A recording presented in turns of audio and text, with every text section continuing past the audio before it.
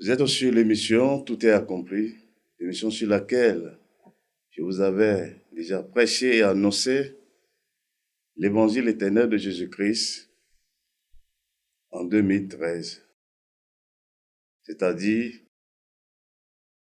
avril 2013 à mars 2015. Dans cette phase, pour cette sortie que je viens de faire, ce n'est pas pour vous annoncer ni vous prêcher un autre évangile, un autre message, selon les Écritures, dans Matthieu 13, versets 24 à 30, après les retraits des ivraires, des prophéties, de l'avènement de Jésus-Christ dans moins de 10 ans à compter de 2013, et l'avènement de la bête et de sa marque le 29 mars 2015 et autres, selon l'ordre que j'ai reçu du Père, je me dois de faire ces sorties comme je l'avais déjà commencé depuis l'année dernière, 2023, afin de vous porter la lumière sur la vérité de cet évangile qui vous a été déjà prêché.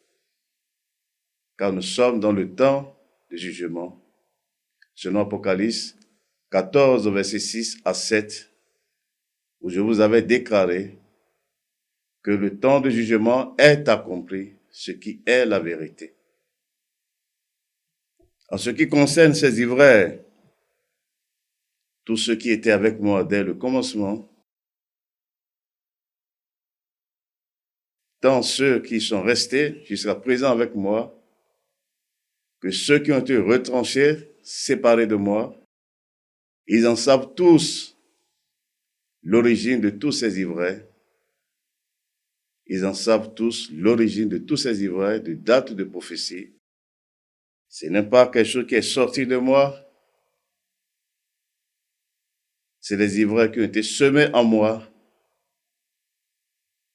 afin que le dessein de mon Père soit manifeste dans toute sa puissance. Car j'avais donné main d'association dans cette œuvre aux fils du diable qui ont pensé combattre la vérité, étouffer la vérité, faire disparaître la vérité.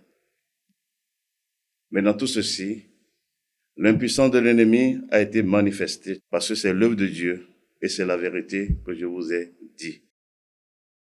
Lorsque nous lisons dans Matthieu 13, verset 24, il leur proposa une autre parabole et il dit, le royaume des cieux est semblable à un homme qui a semé une bonne semence dans son champ. Mais pendant que les gens dormaient, son ennemi vint, sema de l'ivraie parmi le blé et s'en alla. Lorsque l'herbe eut poussé et donné du fruit, l'ivraie parut aussi. Les serviteurs du maître de la maison vinrent lui dire, Seigneur, n'as-tu pas semé une bonne semence dans ton champ? D'où vient donc qu'il y ait de l'ivraie? Il leur répondit, c'est un ennemi qui a fait cela. Et les serviteurs lui dirent, veux-tu que nous allions l'arracher? Non, dit-il. De peur qu'en arrachant l'ivraie, vous ne déracinerez en même temps le blé. Laissez croître ensemble, l'un et l'autre, jusqu'à la moisson. Et à l'époque de la moisson, je dirai au moissonneur, arrachez d'abord l'ivraie et liez-la en gerbes pour la brûler. Mais amassez le blé dans mon grenier. Nous sommes dans l'heure manifeste de cette vérité, de cette parabole, qui parle du royaume de Dieu. Et précisément, lorsque nous relisons le verset 25, il dit, mais pendant que les gens dormaient, son ennemi vint, sema de l'ivraie parmi le blé et s'en alla. Mais que dit le verset 28? C'est un ennemi qui a fait cela. Pour dire quoi? Tous ces ivraires de prophétie des dates, ce n'est pas la semence que j'ai reçue de mon Père, car c'est lui qui m'a donné son sceau afin de vous porter cet évangile sur toute la terre. Et dans cette phase où je suis, c'est pour vous apporter, comme je l'ai dit, la lumière, la vérité de cet évangile, afin que personne ne dira, je n'ai pas compris, j'ai été trompé, je n'ai pas entendu, car nous sommes dans l'heure de la vérité. Ils ont cru combattre cette vérité, cet évangile, cette bonne nouvelle du royaume de Dieu, par tous les moyens, en s'infiltrant, afin que les desseins du Père s'accomplissent selon les Écritures. Ils sont même allés loin dans leur folie. Ce que je n'ai pas dérobé, il faut que je le restitue. Ils m'ont accusé des choses que j'ignore. Tout cela afin que mon Père soit glorifié. Et si c'est pour mon Père que j'ai porté tous ces opprobres, nous voici dans l'heure de la vérité. Nous voici dans l'heure de la vérité et nous avons de la force et de la puissance pour la vérité. Ils ont cru détruire cette vérité en me livrant sous le pouvoir de mon ennemi, qui a cru me mettre en prison, mais n'en sommes pas là en détail. Le but principal de cette phase, comme je l'ai dit et je le répète, c'est pour vous apporter la lumière sur cet évangile que vous avez déjà écouté, qui vous a été déjà prêché et annoncé en 2013, car c'est la vérité. Je ne tiens pas cela d'un homme, mais je l'ai reçu du Père, qui est le Dieu des cieux, de la terre, de la mer, des sources d'eau et de toute leur armée, le seul et unique créateur de toutes choses. En parlant de cet évangile, comme je vous l'avais déjà dit, dans Apocalypse 14, le verset 6 à 7, je vis un autre ange qui volait par le milieu du ciel, ayant un évangile éternel, pour l'annoncer aux habitants de la terre, à toute nation, à toute tribu, à toute langue et à tout peuple. Il disait d'une voix forte, craignez Dieu et donnez-lui gloire, car l'heure de son jugement est venue, et adorez celui qui a fait le ciel et la terre, et la mer et les sources d'eau. Comme je vous l'avais dit, en 2013, cette parole de l'Écriture est déjà accomplie. Et je vous avais déclaré que nous sommes dans le temps du jugement et c'est la vérité. Mais quelle est la vérité de cet évangile? Selon Dieu, selon ce que le Père m'a prescrit de vous dire et de vous annoncer. La vérité de cet évangile annonce l'avènement du Fils de l'homme dans sa troisième venue, c'est-à-dire son apparition du ciel, non au milieu des fils des hommes, mais du ciel, selon les Écritures. Dans Apocalypse 1, le verset 7 à 8.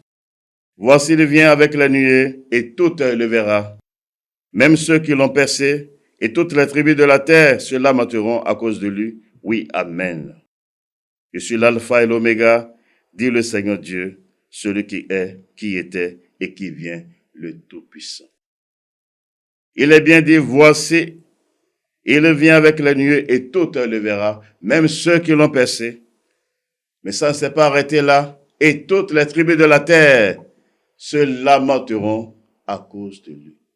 En parlant de toutes les tribus de la terre, ça parle de toutes les familles de la terre. Toute chair sera châtiée.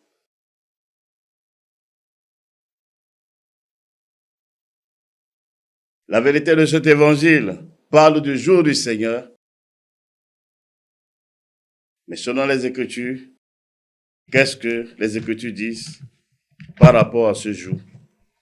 Parce qu'en écoutant la révélation de l'Apocalypse, toutes les tribus de la terre se lamenteront en parlant du jour du Seigneur. Mais que disent les Écritures? Parce que Dieu est dans sa parole et soutient tout chose par sa parole, quoique l'Apocalypse est la parole de Dieu. Lorsque nous lisons dans les prophètes, en commençant par Ésaïe, dans Ésaïe 13, le verset 9, voici le jour de l'Éternel, c'est-à-dire du Seigneur, arrive, jour cruel, jour de colère et d'ardente fureur, qui réduira la terre en solitude et en exterminera les pécheurs. Car les étoiles du ciel et les astres ne feront plus briller leur lumière. Le soleil s'obscurcira dès son lever, et la lune ne fera plus, lui, s'éclater. Je punirai le monde pour sa malice et les méchants pour leurs iniquités. Je ferai cesser l'orgueil des hautains et j'abattrai l'arrogance des tyrans. Je rendrai les hommes plus rares que l'or fin. Je les rendrai plus rares que l'or d'Ophir. C'est pourquoi je branlerai les cieux et la terre sera secouée sur sa base par la colère de l'Éternel des armées. Au jour de son ardente fureur. Voici ce que les Écritures disent de ce jour dans les prophètes, parce que toute l'Écriture doit s'accomplir. Il dit c'est un jour de colère, c'est un jour cruel.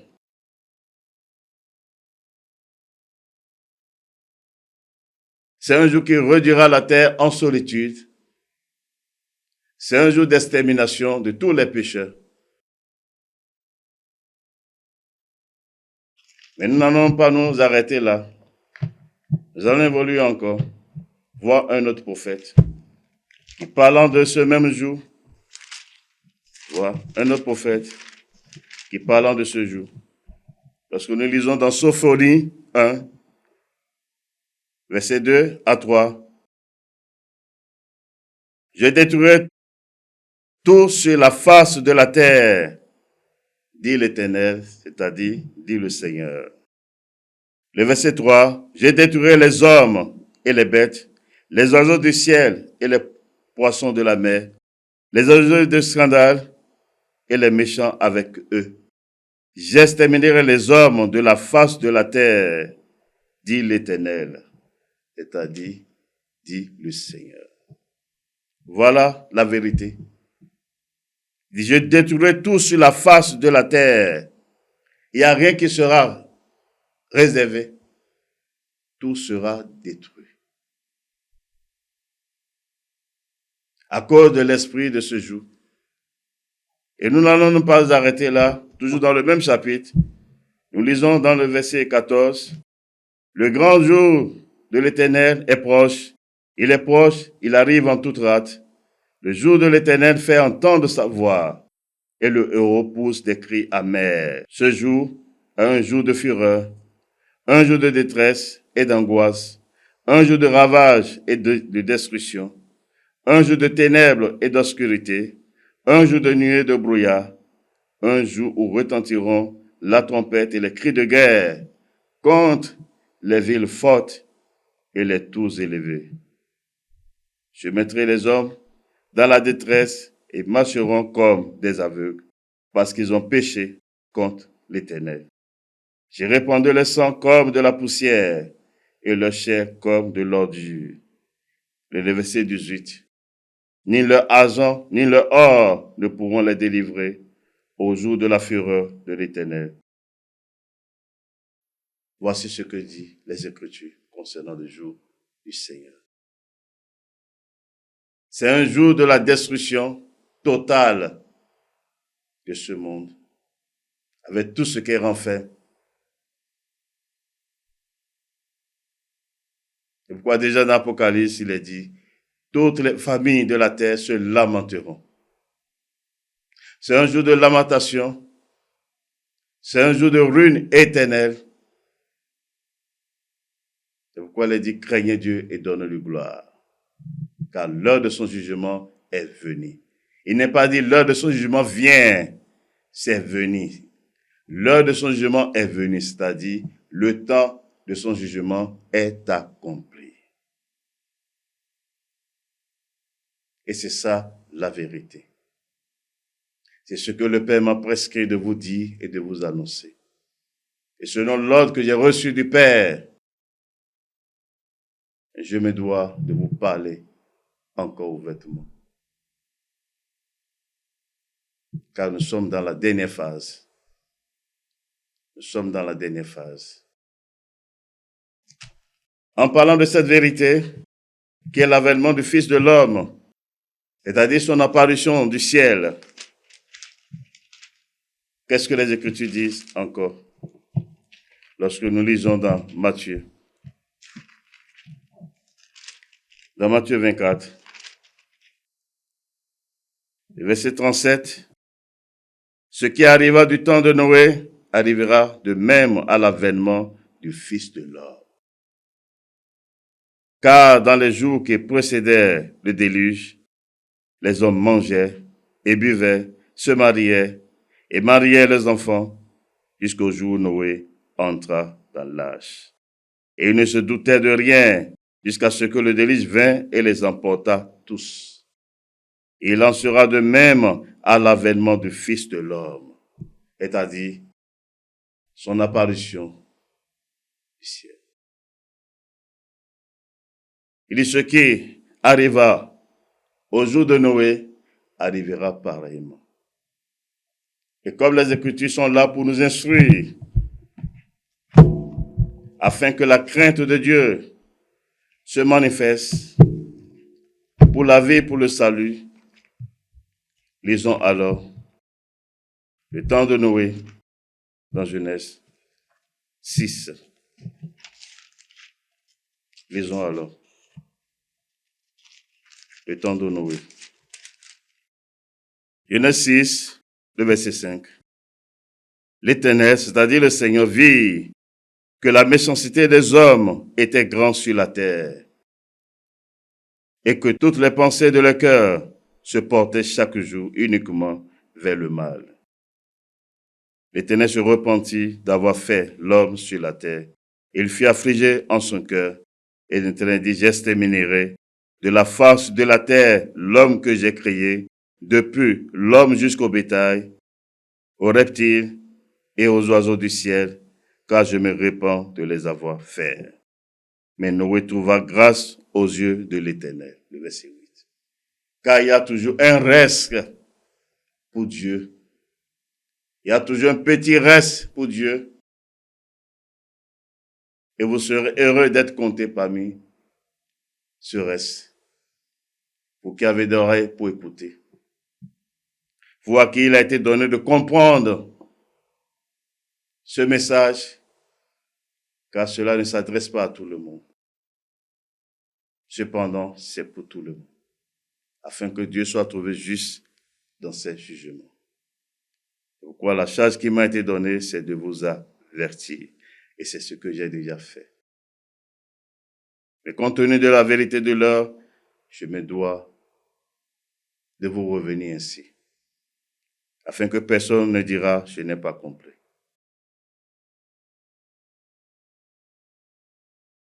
Nous avons vu le premier monde, son sort au jour de Noé. Dans l'exécution de cette phase, lorsque nous lisons dans le chapitre 7 de Genèse, il est dit, dans le verset 17, le déluge fut 40 jours sur la terre. Les eaux crûent et soulevèrent l'arche, et elle s'éleva au-dessus de la terre. Les eaux grossit et s'accrut beaucoup sur la terre, et l'arche frotta sur la surface des eaux. Les eaux grossissent de plus en plus, et toutes les hautes montagnes qui sont sous le ciel entier fut couverte. Les eaux s'élevèrent de 15 coudées au-dessus des montagnes qui furent couvertes. Tout ce qui se mouvait sur la terre périt. Il est bien dit tout ce qui se mouvait sur la terre périt. Tant les oiseaux que le bétail et les animaux, tout ce qui rampait sur la terre et tous les hommes. Tout ce qui avait respiration, souffle de vie dans ses narines, ce qui était sur la terre sèche mourut. Tous les êtres qui étaient sur la face de la terre furent exterminés, depuis l'homme jusqu'au bétail, aux reptiles et aux oiseaux du ciel. Il fut exterminé de la terre. Il ne resta que Noé et ceux qui étaient avec lui dans l'arche. Donc ça veut dire le monde entier, tout ce qui est sur la face de la terre entière était détruit, à l'exception de Noé et ceux qui étaient avec lui dans l'arche. Tout ce qui est resté sur la terre était détruit. Et comme nous l'avons lu, et ce qui arriva en ce jour-là arrivera pareillement, qui parle de la destruction totale de ce monde.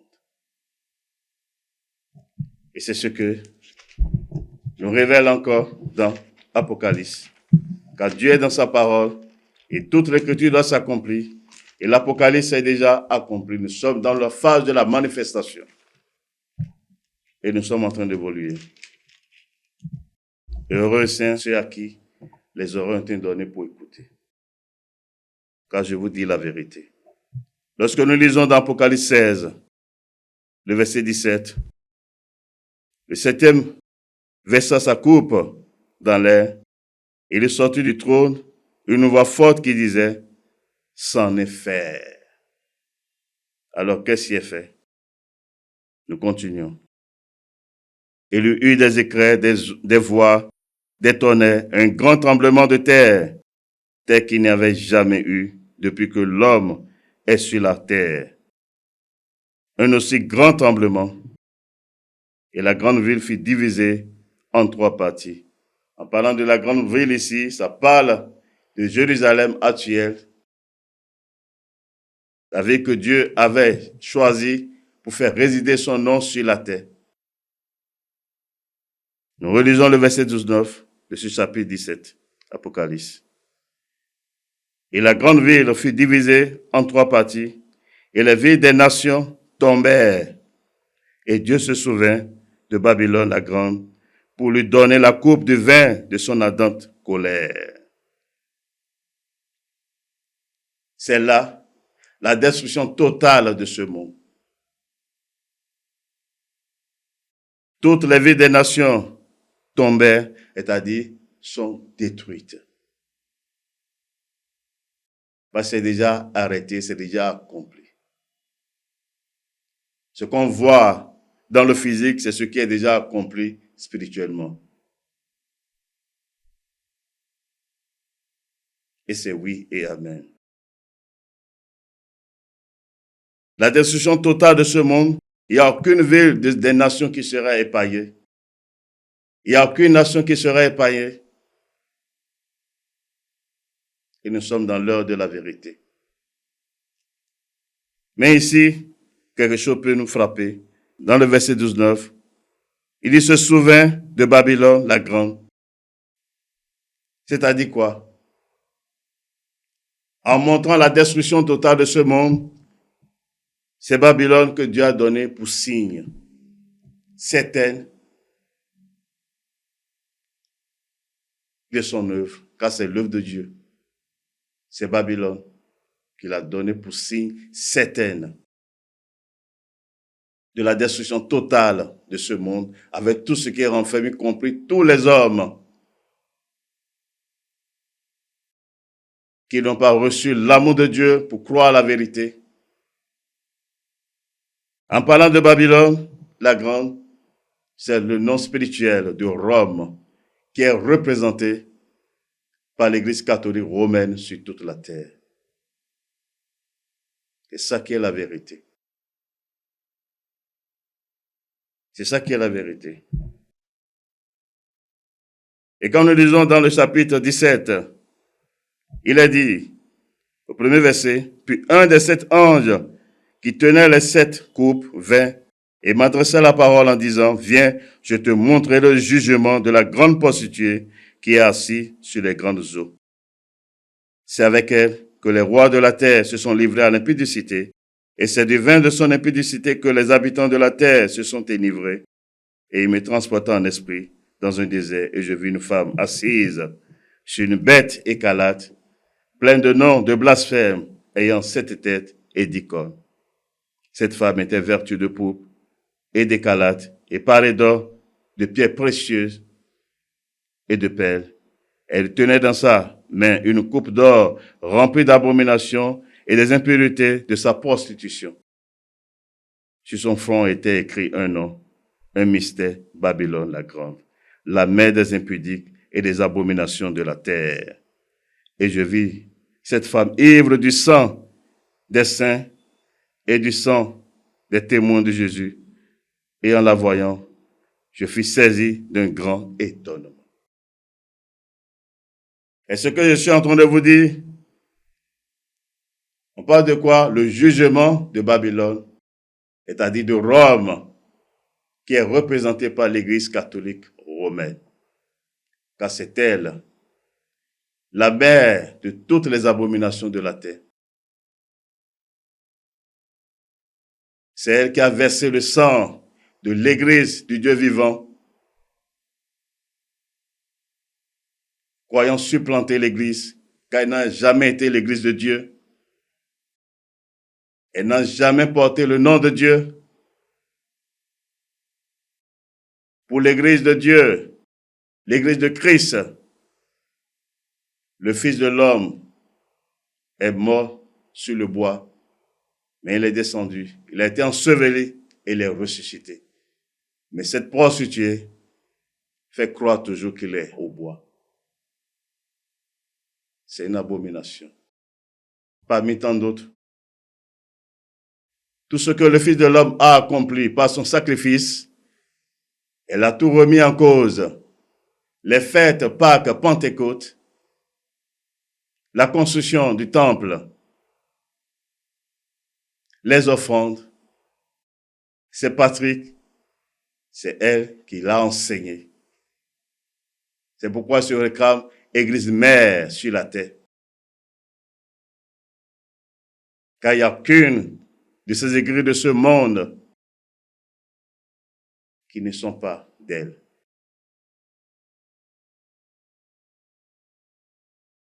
On en reviendra en détail. Donc c'est elle qui est donnée pour le signe de cet évangile du jour du Seigneur. Et on a donné les preuves de son jugement. C'est elle qui s'est enivrée du sang des saints, c'est-à-dire de l'Église de Dieu, pour se faire passer pour l'Église de Dieu, ce qu'elle n'est pas.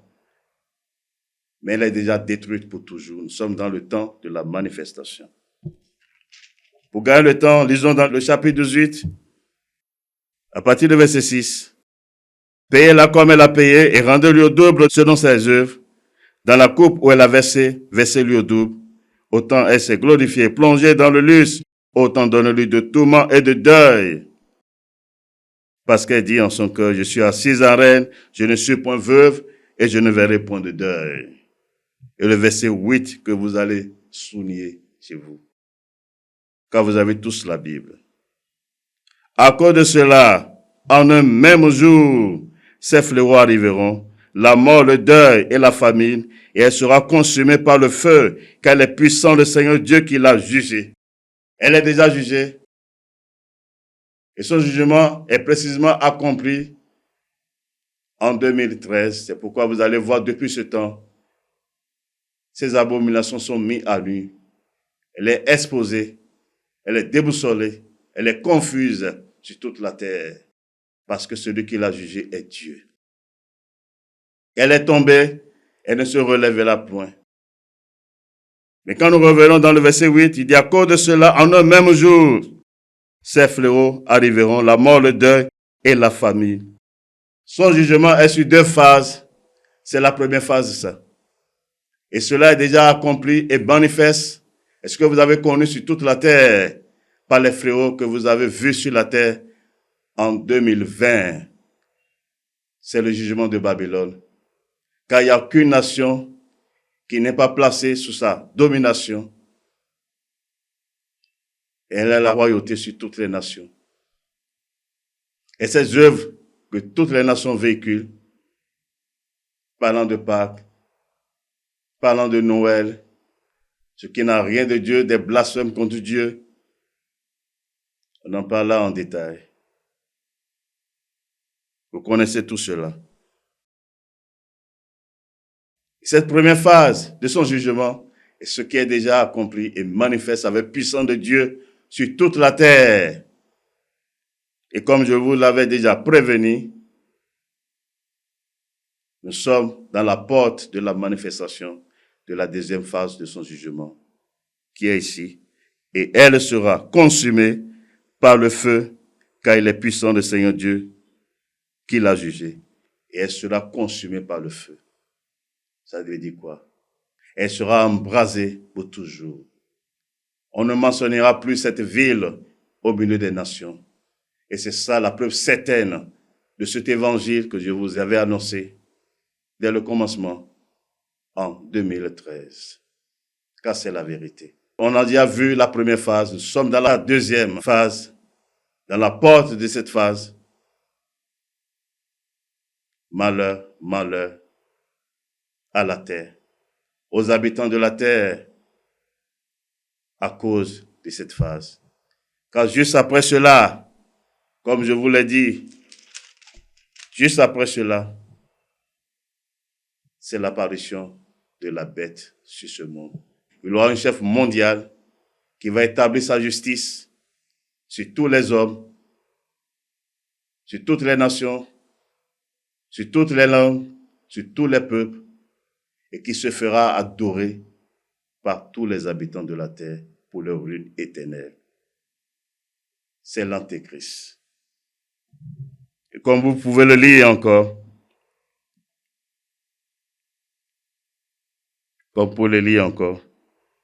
toujours dans Apocalypse 17, le verset 3. Il me transporta en esprit dans un désert et je vis une femme assise sur une bête écarlate pleine de noms de blasphème, ayant 7 têtes et 10 cornes. Il dit qu'elle est assise. C'est quand elle va disparaître que la bête là maintenant prendra sa position.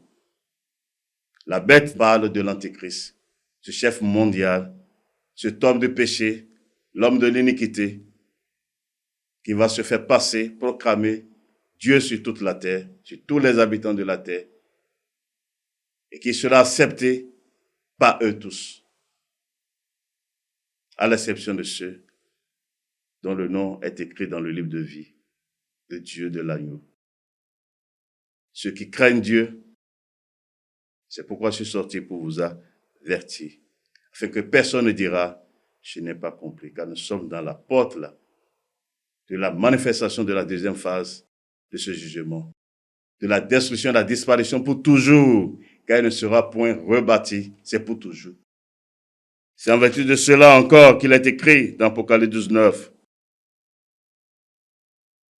Le verset 1. Après cela, j'ai entendu dans le ciel comme une voix forte d'une foule nombreuse qui disait, Alléluia, le salut, la gloire et la puissance sont à notre Dieu, parce que ses jugements sont véritables et justes, car il a jugé la grande prostituée qui corrompait la terre par son impudicité, et il a vengé le sang de ses serviteurs en le redemandant de sa main. Le sang de son église qu'elle a versé, car nous sommes dans le jour de la vengeance qui est déjà accompli. Et c'est elle qui servira de preuve pour vous. Le signe de ce jour, qui est le jour du Seigneur, le jour de sa vengeance, le jour de sa colère. Et le verset 3 dit, et il dit une seconde fois, Alléluia, car sa fumée monte au siècle des siècles. C'est fini. Sa fumée monte au siècle des siècles. C'est fini. Et vous verrez cela comme les Écritures l'ont annoncé. Dans Apocalypse 18, le verset 9. Et tous les rois de la terre qui se sont livrés avec elle à l'impudicité et au lustre pleureront et se lamenteront à cause d'elle quand ils verront la fumée de son embrassement. Et c'est dans ça que nous sommes. C'est pourquoi, une fois encore, selon l'ordre que j'ai reçu du Père, après le retrait de tous ces ivraires, que ces enfants qu'elle m'a envoyés, croyant combattre cette vérité en moi, a été retranché. Je me dois de vous apporter la lumière sur cet évangile, sur ce message du jugement, qui n'était qu'un avertissement. Et nous voici dans l'heure de la pleine manifestation de toute la puissance de cette vérité. Et la preuve a déjà commencé. Est-ce que vous avez connu officiellement sur toute la terre en 2020 par les fléaux? C'est la première phase de son jugement. Et nous sommes dans la porte de la dernière phase, afin que le second signe de ce jour, qui est l'apparition de la bête, l'Antéchrist, l'homme du péché, qui apparaîtra avant que le Fils de l'homme n'apparaisse du ciel. Et nous voici dans l'heure de la vérité. Craignez Dieu, craignez Dieu, craignez Dieu, craignez Dieu. Et ce que je vous disais dès le commencement, depuis 2013. L'amour de Dieu, c'est de vous avertir. Dieu est amour. C'est parce qu'il est amour que encore dans cette phase, il m'a encore humilié pour que je puisse sortir pour vous parler. Car c'est le même Dieu qui a intervenu au jour de Noé. Il n'a pas changé. Il n'a pas changé. Et en annonçant ce jour, selon les Écritures, ce n'est pas au hasard que ce jour a été fait, représenté en allusion au jour de Noé. Pour que cela puisse vous servir d'exemple. Afin que vous qui craignez Dieu, vous puissiez fuir pour ne point avoir part à ces fléaux. Comme les Écritures l'ont dit. Dans Apocalypse 18. Le verset 4. Et j'ai entendu du ciel une autre voix qui disait, sortez du milieu d'elle, mon peuple, afin que vous ne participiez point à ses péchés et que vous n'ayez point de part à ses fléaux. Car ses péchés se sont accumulés jusqu'au ciel et Dieu s'est souvenu de ses iniquités. C'est de Babylone. Et sortez du milieu d'elle. Sortez du milieu de Rome, de l'Église catholique romaine.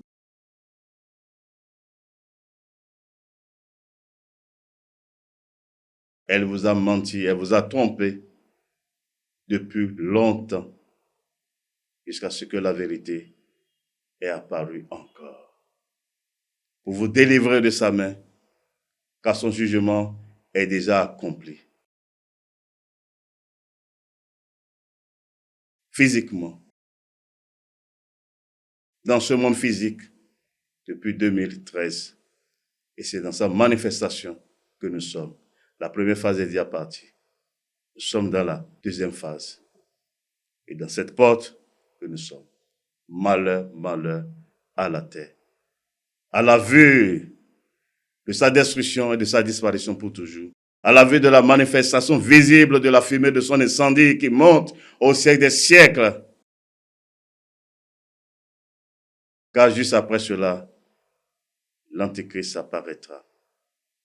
Avant l'avènement, l'apparition du Fils de l'homme du ciel. Il apparaîtra, comme les Écritures l'ont dit, car c'est le second signe. Et on en reviendra encore là-dessus en détail. Donc vous devez comprendre cette phase dans laquelle nous sommes.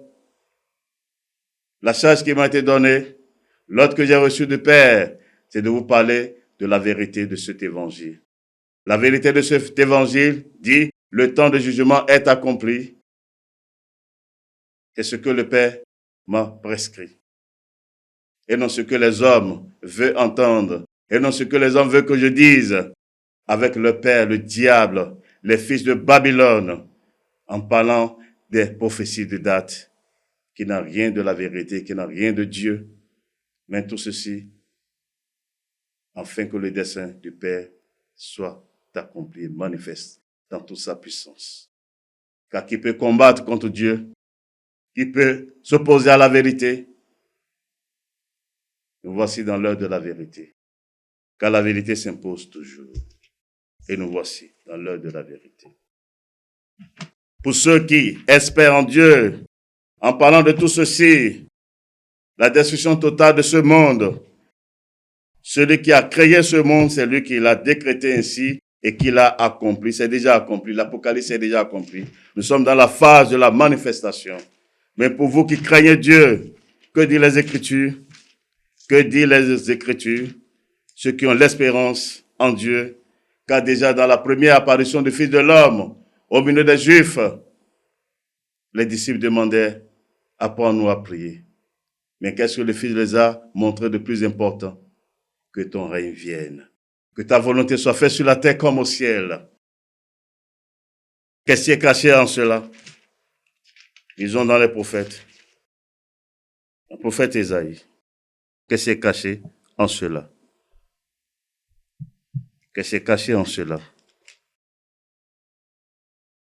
Car Dieu est dans sa parole.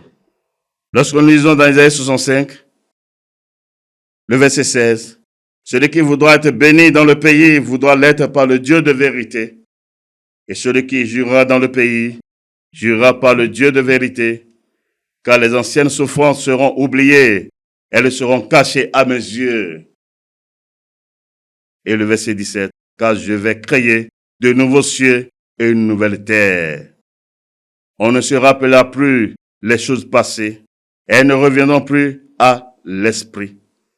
Il dit, je vais créer de nouveaux cieux et une nouvelle terre. C'est la promesse pour ceux qui craignent Dieu. Après qu'il aurait détruit tout ce monde, il y aura le renouvellement de toutes choses. Et c'est dans ça aussi que nous sommes.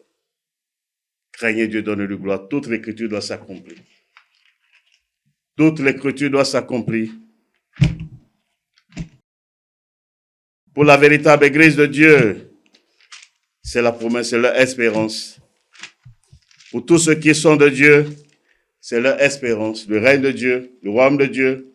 En parlant du règne de Dieu, le royaume de Dieu, c'est lié au nouveau monde qu'il a promis de faire pour ceux qui le craignent, afin que sa volonté soit faite sur la terre, comme au ciel. Et nous voici dans l'heure de la vérité. Lorsque nous lisons encore dans 2 Pierre 3, le verset 10, le jour du Seigneur viendra comme un voleur. En ce jour, les cieux passeront avec fracas, les éléments embrassés se dissoudront, et la terre avec les œuvres qu'elle renferme sera consumée. Puisque donc toutes ces choses doivent se dissoudre, qu'elles ne doivent pas être la sainteté de votre conduite et votre piété. Tandis que vous attendez et hâtez l'avènement du jour de Dieu, à cause duquel les cieux enflammés se dissoudront et les éléments embrassés se fondront. Mais nous attendons selon sa promesse. Mais nous, ceux qui l'appartiennent, ceux qui ont cru en lui, ceux qui le craignent, mais nous attendons selon sa promesse de nouveaux cieux et une nouvelle terre où la justice habitera. Et c'est la vérité. Et l'Apocalypse, qui est le dernier livre que Dieu a donné pour ceux qui le craignent, qui révèle ses plans secrets, manifeste en ce jour, dans toute sa puissance. Qu'est-ce que nous révèle concernant cette promesse? Apocalypse 21, le verset 1. Puis je vis un nouveau ciel et une nouvelle terre, car le premier ciel et la première terre avaient disparu, et la mer n'était plus. Je la parle du renouvellement de toutes choses, la destruction totale de ce monde.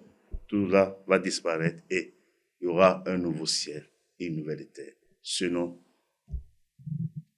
la promesse de Dieu, depuis le temps des prophètes. Et le verset 2 dit, et je vis descendre du ciel d'auprès de Dieu, la ville sainte, la nouvelle Jérusalem préparée comme une épouse qui s'est parée pour son époux.